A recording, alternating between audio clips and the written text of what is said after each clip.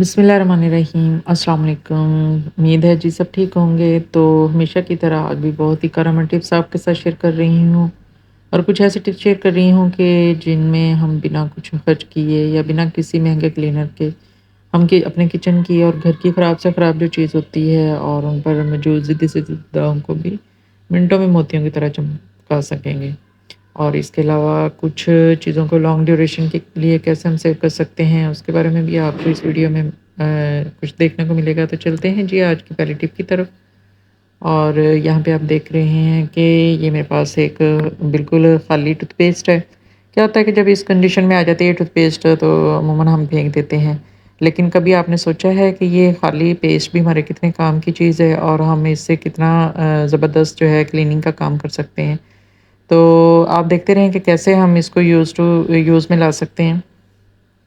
यहाँ पे मैंने इसके छोटे-छोटे पीसेस काट लिए हैं और यहाँ पे आप देखें जब मैंने इसको ये खोला है तो अंदर किस कदर जो है पेस्ट मौजूद है। तो आज हम इस थोड़ी-सी पेस्ट से अपने किचन में मौजूद जो भी अशिया हैं उसमें आप चूल्हा कर सकते हैं, अपना वॉश बेसिन वो सिंक कर सकते हैं सॉरी। और इसके अलावा आपके ये पीछे वाली जो वॉल होती है जहाँ पे बहुत ज़्यादा चिकनाई के दाग होते हैं, इनको बड़े अच्छे से क्लीन कर सकते हैं। ये बहुत ज़्यादा क्लीनिंग एजेंट होता है। जैसे आपके ये दांतों को मोतियों की तरह चमकाता है, सेम इसी तरह से आपकी चीज़ों को भी मोतियों की तरह साफ़ कर देगा। तो यहाँ पे मैंने आपने देखा कि मेरा चूल्हा काफ़ी गंदा हो रहा था, तकरीबन 2 दिन हो गए थे मैं साफ़ नहीं कर पा रही थी।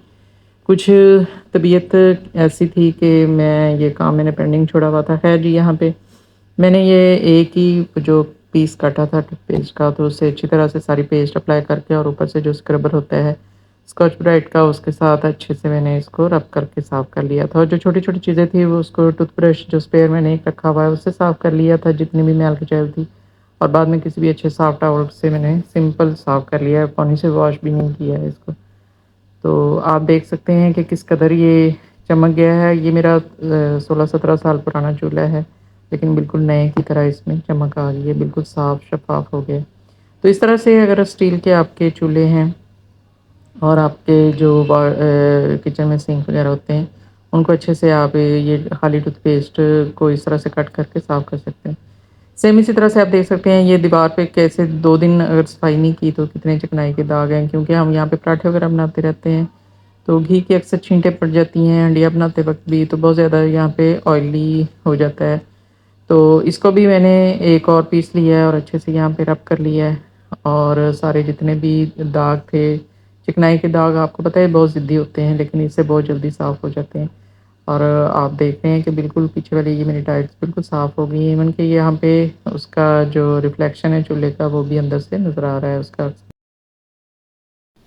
मेरी अगली टिप जो है वो भी क्लीनिंग से रिलेटेड है और आप देख रहे हैं कि मेरे पास ये खाली शैम्पू की बॉटल है जिसे मैं फेंकने के दर पे थी, लेकिन बिल्कुल टूथपेस्ट की तरह इस खाली बॉटल के भी आप कमाल देखें कि मैं इससे भी अपने किचन को शीशे की तरह यहाँ पे चमकाने वाली हूँ। तो यहाँ पे ये मेरा आप सिंक देख रहे हैं कि कैसे ये भी चिकनाई से भरा पड़ा है और बिल्कुल ही मद्धम हो चुकी है इसकी शाइन। तो ये मैंने स्कॉच ब्राइट के स्क्रबर के ऊपर पानी डाल के बॉटल के अंदर तो जो जितनी सी भी उससे निकली थी, ये थोड़ी सी मकदार में ही बहुत ज़्यादा इससे झाग भी बन जाती है और बहुत ज़्यादा ये क्लीनिंग में भी बहुत ज़्यादा इफेक्टिव है। तो मैंने 1 मिनट के अंदर ही अपने ये किचन के सिंक को और जितनी भी मेरी ये टैप्स थी इनको शीशे की तरह यहाँ पे चमका लिया। और सारी ये देखें इसमें किस कदर जो है नीटनेस भी आ गई है, सफाई भी हो गई है इसकी। और बेकार चीज़ का इस्तेमाल करके मैंने अपने किचन को 4 चाँद लगा लिए हैं। नेक्स्ट जी आपको बताने वाली हूँ कि जैसा कि सब घरों में किचन से रिलेटेड हो या घर की दूसरी अशिया ज़्यादातर इस तरह के शॉपर बैग्स में आती हैं। और हर घर में इन शॉपर बैग्स को कहीं न कहीं एडजस्ट करने की जो है ना वो हम उलझन में रहते हैं कि इनको कहाँ रखा जाए। कभी हम किसी दराज में घुसेड़ देते हैं, कभी एक बड़े शॉपर के अंदर छोटे शॉपर डाल के तो वो कहीं हैंग कर देते हैं, ताकि बवक़्त ज़रूरत है हम इनको दोबारा इस्तेमाल में ला सकें। तो यहाँ इसके लिए मैं आपके सामने यहाँ पे बनाने लगी हूँ एक खाली बॉटल के साथ एक ज़बरदस्त किस्म का ऑर्गेनाइज़र कि हमें इन तमाम परेशानियों से छुटकारा मिल जाएगा कि हमने इन शॉपर बैग्स को कहाँ एडजस्ट करना है। तो सिंपल ये एक बॉटल लेनी है, उसके ओपनिंग माउथ से भी थोड़ा-सा नीचे करके वहाँ से कट मैंने कर लिया है और नीचे उसकी जो बॉटम साइड थी वहाँ से भी काट लिया और ऊपर वाली साइड पे यहाँ पे मैंने 2 होल्स कर लिए हैं। मेरे पास ये सोल्डरिंग आयरन है, तो उससे मैंने होल होल कर ली है। आप कोई भी चीज़ गर्म करके, छुरी वगैरह करके गर्म उससे भी कर सकते हैं। और ये एक डोरी है, इस तरह से मैंने इसके अंदर गिरा दे के बाँध दी है। जितनी लेंथ में आपने इसको हैंग करना है, उतनी आप डोरी ले लें, वो आपने अपनी रिक्वायरमेंट के हिसाब से लेनी है। और बाद में ये थोड़ी नायलॉन की है, तो यहाँ पे मैं इसके जो सिरे हैं उसको बाइंड कर रही हूँ थोड़ा-सा चला के, ताकि ये निकले नहीं। नेक्स्ट ये जो बॉटम वाली साइड से मैंने कट किया था ना, उसको मैंने हल्के-हल्के कट लगा दिए हैं, ताकि बाद में इसके ऊपर मैं एज़ अ कैप इसको इस्तेमाल कर सकूँ। और उसको जो मैं इसमें शॉपर वगैरह महफूज़ करूँगी ना, वो सेफ रह सकें, उसमें कोई चीज़ कीड़े वगैरह या इस तरह की कोई कीड़े-मकोड़े एंटर ना हो सकें।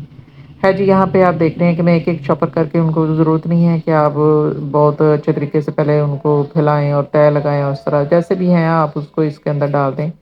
और इस तरह से जो नीचे ये ओपनिंग माउथ है, यहाँ से आप अपनी रिक्वायरमेंट के हिसाब से जब आपको चाहिए वो आप निकाल सकते हैं। और जब नए शॉपर आपके पास आते हैं, यानी और कोई सामान घर में आता है, तो जो भी शॉपर बैग होंगे, ऊपर वाली साइड से जो ऊपर से मैंने कट किया है, वहाँ से आप मज़ीद और शॉपर जो हैं उसमें ऐड करते जाएँगे, और इस तरह से नीचे से जो आपकी ज़रूरत के मुताबिक आप वहाँ से हासिल करते रहेंगे।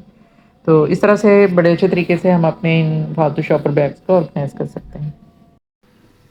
यहाँ पे आप देख रहे हैं कि मेरे पास ये 2 बड़े-बड़े पैकेट्स हैं। एक में मेरी कैट की फ़ीड है। आप देखते हैं, अगर आपने पेट रखे हुए हैं या कैट्स रखी हुई हैं, तो इस तरह बड़े-बड़े पैकेट्स में उनकी फ़ीड आती है, और इस तरह से हम एक साइड से कट करके तो उनको डेली बेस पे जो जब उन्होंने लेनी होती है तो देते हैं। तो अक्सर ये अगर इसी तरह पैकेट में पड़ी रहे, या तो हम किसी कंटेनर में डाल लें, अगर हमारे पास कंटेनर नहीं है तो इसी तरह रख दें, तो इधर-उधर अगर शॉपर ये गिरता है ना, तो काफ़ी सारी फ़ीड ज़ाया हो जाती है। या जैसे कि ये सर्फ़ के पैकेट हैं, बड़े वाले सर्फ़ के पैकेट हैं, तो वो भी अगर एक ही टाइम में तो वो सारी यूज़ नहीं होती है, यकीनन वो उसमें बाकी रहती है, तो वो ऐसे वेस्ट होती रहती है। तो लास्ट टिप में जो मैंने बॉटल कट की थी, उसका ओपनिंग माउथ जो मैंने कट किया था, उसका इस्तेमाल करके मैं यहाँ पे एक ज़बरदस्त टिप आपके साथ शेयर कर रही हूँ कि इस तरह से आपने ओपनिंग माउथ जो मैंने कट किया है वो मैंने लिया है, और उसको पहले मैंने डबल टेप लगा लिया। अगर है डबल टेप तो लगा लें, उससे ये होगा कि वो अच्छे से अंदर उसके साथ चिपका हो जाएगा। अगर नहीं है तो सिंपल उसके अंदर डाल के, और इस तरह से ऊपर से कोई भी टेप जो है ना, उससे आप इसको लपेट दें, और ये इसका एक कैप वाला जो है ओपनिंग बन जाएगा। तो इस तरह से आपकी कोई भी चीज़ जो है वो वेस्ट होने से बच जाएगी। जितनी आपको रिक्वायर होगी, आप सिंपली कैप खोलें और उसको यूज़ कर लें। और ये उन पैकेट्स के साथ हम ये कर सकते हैं जो बड़े आते हैं, जैसे चाय पत्ती का पैकेट हमारे घर में आता है, या सर्फ़ का पैकेट आता है, ये मैंने इसको भी एक कैप के साथ इस तरह से उसका भी ओपनिंग माउथ बना लिया है। और सेम ये जो किटन्स की फ़ीड थी उसको भी। तो इस तरह से हम अपनी चीज़ों को ज़ाया होने से बचा सकते हैं। जी। अपनी अगली टिप में मैं एक बहुत ही सिंपल सादा-सा एक ऑर्गेनाइज़र बनाने वाली हूँ, लेकिन ये बहुत ही काम का है। यानी हम ये एक स सा सिंपल से ऑर्गेनाइज़र के साथ अपने घर की तमाम चीज़ों को इसके अंदर ऑर्गेनाइज़ कर सकते हैं, जो आपका दिल चाहे इसमें ऑर्गेनाइज़ कर सकते हैं। बहुत ही ज़बरदस्त किस्म का ऑर्गेनाइज़र बन जाता है। तो इसके लिए भी एक खाली बॉटल चाहिए, और इसका ऊपर वाला पार्ट इस तरह से कट करना है, और जो भी पार्ट कट किया है उसको हल्के-हल्के कट लगा देने हैं, ताकि वो दोबारा एज़ अ कैप यूज़ हो सके। तो अब ये एज़ अ कैप जब हम इसको इस्तेमाल करेंगे और इसको खोलेंगे, तो इसका ओपनिंग माउथ थोड़ा बड़ा हो जाएगा। आम बॉटल का ओपनिंग माउथ छोटा होता है, उसमें कोई चीज़ हम ऐड नहीं कर सकते सिवाय लिक्विड के। लेकिन इस तरह से अगर हम उसको दोबारा से रीअरेंज करके उसका कैप बना लें, तो उसमें कोई भी घर की चीज़ आप इसको महफूज़ कर सकते हैं। आप वेजिटेबल रख सकते हैं, घर के टूल्स वगैरह हैं वो इसमें डाल सकते हैं, अपनी दालें किचन में मौजूद जो भी आप डालना चाहें, वो इस ऑर्गेनाइज़र में आप डाल के सेव कर सकते हैं। तो है ना ये कमाल की चीज़?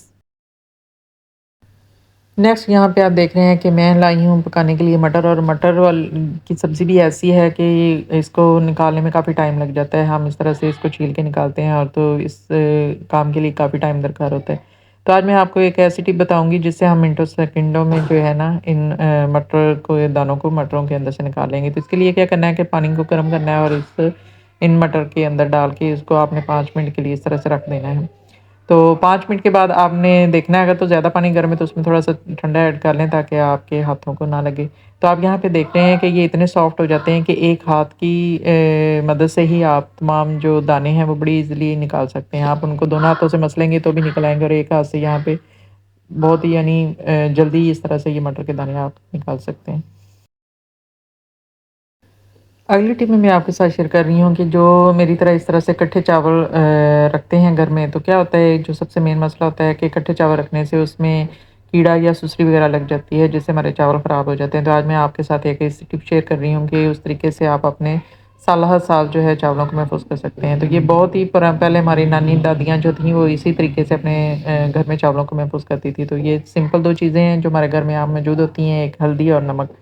आपने इक्वल क्वांटिटी में इसमें ऐड करना है चावलों के अंदर और मिक्स करके इसको रख देना है। लेकिन आप बिल्कुल परेशान ना हों कि जी इसको हम इस तरह से नमक और हल्दी लगा के रखेंगे तो जब चावल बनाएँगे तो उनका कोई टेस्ट ख़राब हो जाएगा, ऐसा बिल्कुल नहीं है क्योंकि जिस तरीके से भी चावल बनाए जाएँ उनको लाज़मी पानी के साथ पहले अच्छे से वॉश किया जाता है, धोया जाता है। तो उस दौरान ये नमक भी सारा निकल जाएगा चावलों के अंदर से और हल्दी के असरात भी यहाँ पे निकल जाएँगे। लेकिन ये दोनों चीज़ें चावलों को बहुत अच्छे से महफ़ूज़ कर देती हैं। इसके साथ-साथ आपने ये तेज़पात जो है इसके भी कुछ पत्ते अंदर ऐड कर दें, तो इस तरह से आपके चावल आप चाहें तो 1 साल, 2 साल तक आपके चावल कीड़ों से और सुसरी से महफूज़ रहेंगे। तो उम्मीद करती हूँ जी आज की मेरी तमाम टिप्स आपको पसंद आई होंगी, पसंद आए तो ज़रूर अपनी राय का इज़हार कीजिएगा। नेक्स्ट नई वीडियो में मुलाकात होगी, तब तक की इजाज़त, अल्लाह हाफ़िज़।